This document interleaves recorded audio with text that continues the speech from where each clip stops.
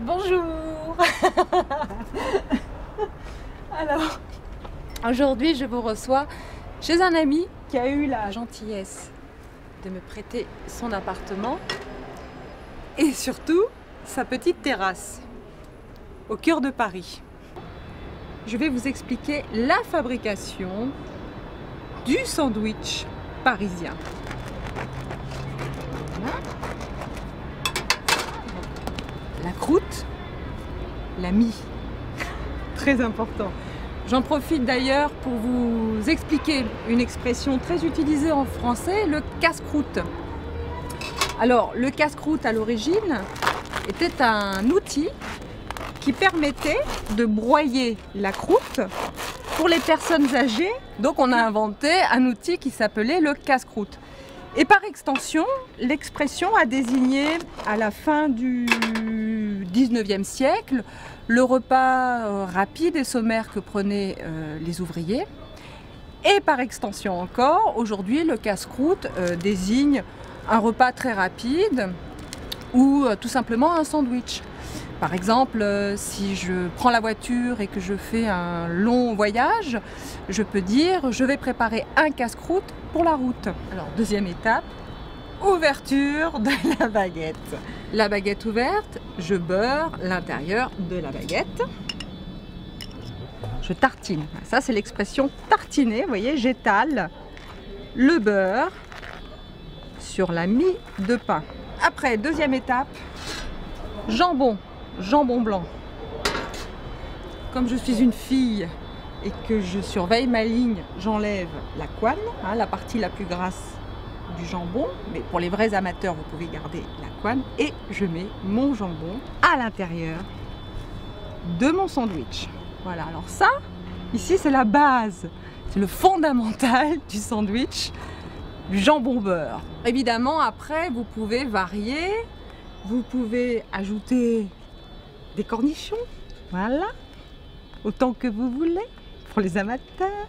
Vous pouvez aussi, bien entendu, ajouter notre ami le fromage.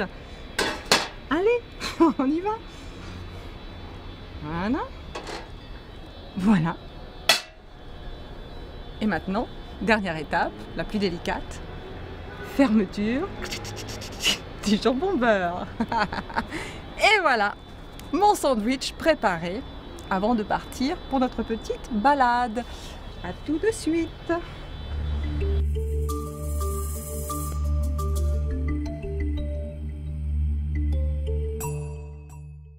Bonjour et bienvenue sur sophiefrenchacademy.com. Aujourd'hui, je vous propose une petite balade dans un endroit très tranquille, surnommé la Butte aux Cailles. Nous sommes dans le 13e arrondissement, près de la place d'Italie, au sud de Paris. Je suis ici dans ce qui était auparavant un village et qui, avec le temps, a été annexé à la ville de Paris. Derrière moi, des pochoirs ou des graffitis d'une artiste très connue à Paris, Mystique. Si vous avez de la chance, en vous promenant dans le quartier ou à Montmartre ou à Ménilmontant, vous pouvez croiser ces silhouettes sexy et ces jeux de mots. Par exemple, alerte à la bombe. Bon, alerte à la bombe, tout le monde connaît, la bombe qui explose. Et en même temps, une bombe en français, c'est une très jolie fille. Alerte à la bombe.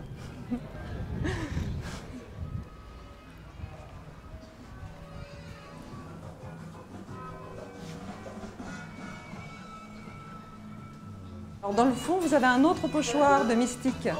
Vous en avez un petit peu partout dans le quartier. Ici, c'est une fresque qui a été réalisée par des étudiants de l'école Estienne, qui est dans le quartier, des étudiants d'art graphique.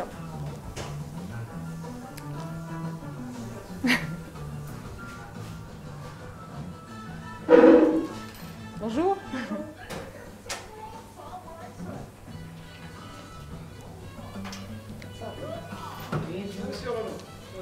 Alors, à l'origine de la Butte aux Cailles, il n'y avait rien. Des prés, des prairies, des forêts et la rivière, la Bièvre, qui aujourd'hui a disparu dans des canalisations souterraines. La Butte aux Cailles porte le nom de Pierre Caille, qui a acheté la butte au XVIe siècle. Au XVIIe siècle, de nombreuses activités industrielles se développent dues à la présence de la Bièvre, la rivière, comme les tanneries, les blanchisseurs, etc. Et puis voilà. Je vais continuer, on continue la balade. Hein.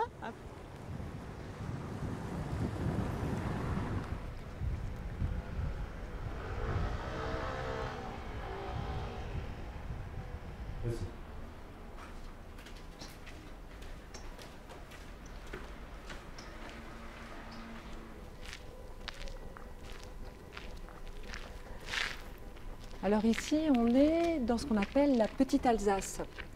C'est un ensemble de maisons qui ont été construites au début du XXe siècle, je crois en 1910, et qui étaient destinées à des familles nombreuses d'ouvriers. On l'appelle la Petite Alsace parce que l'architecture des maisons rappelle celle des maisons alsaciennes avec ce qu'on appelle les colombages. Vous voyez? Voilà. Écoutez, on a eu beaucoup de chance de pouvoir entrer dans cet endroit. C'est magnifique. Je suis très heureuse de pouvoir vous le faire visiter.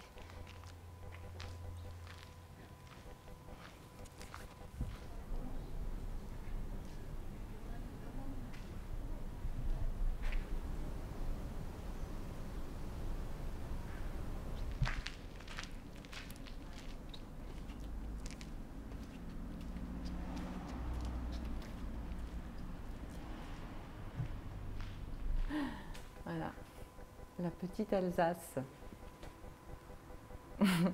Oh, j'adore cet endroit. J'adore.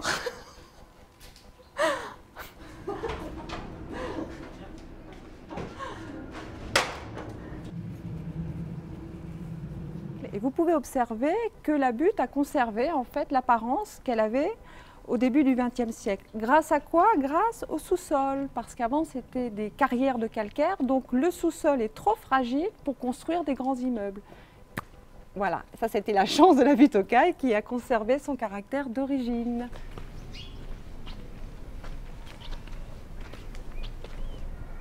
Vous vous rendez compte que vous êtes au cœur de Paris, hein? Nous sommes à Paris. Donc c'est une enfilade de petits pavillons, ce qu'on appelle les pavillons. Hein, c'est ces petites maisons en briquettes, avec des oiseaux dans les arbres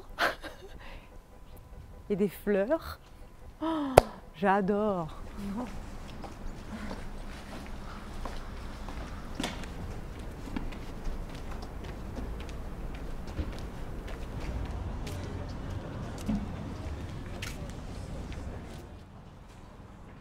Alors c'est ici que je voulais vous emmener parce que le Temps des Cerises est un endroit qui évoque un fait historique très important pour Paris, la Commune.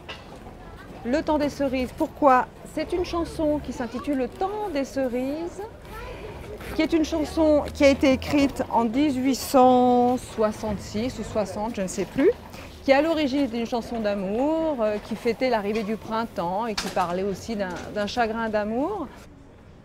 Et qui est devenu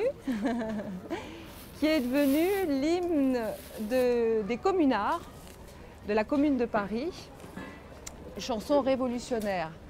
Quand nous chanterons le temps des cerises, les gai rossignols, les merles moqueurs seront tous en fête. Les belles auront la folie en tête. Et les amoureux du soleil au cœur. En face, vous avez un bar qui s'appelle le Merle Moqueur, qui fait référence aux paroles de la chanson. Alors je vais vous emmener voir un monsieur passionné d'histoire et en particulier de l'époque de la Commune et des communards qui vous parlera très très bien de cette période historique qui a été fondamentale pour Paris. En attendant, moi j'ai très faim, je vais manger mon magnifique sandwich qui reste c'est le repas le plus populaire en France, on le consomme encore énormément, le jambon beurre pour les pique-niques ou pour les pauses repas. Et incroyable mais vrai, mais ces parts de marché n'ont pas chuté face au hamburger. Le jambon beurre résiste. On est dans un quartier de résistance.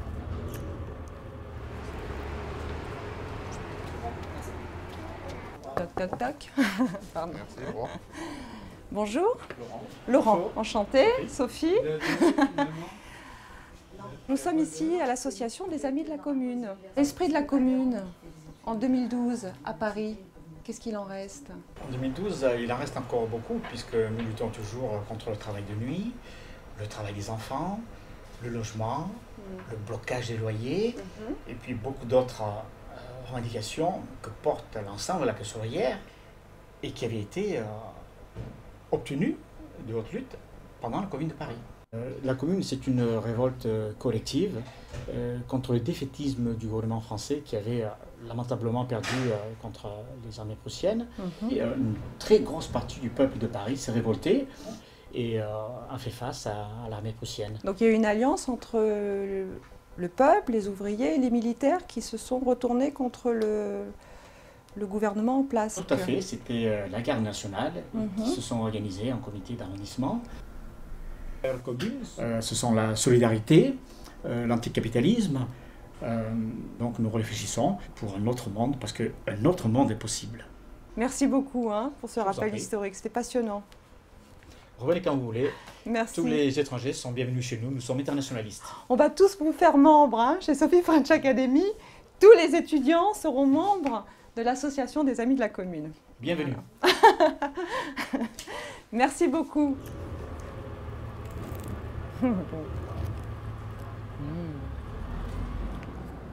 Ça, c'est de la haute gastronomie française. Baguette, jambon blanc et beurre. Voilà. Allez, on termine encore sur le temps des cerises. Quand nous chanterons le temps des cerises, les gai rossignols, les merles moqueurs seront tous en fête. J'aimerai toujours le temps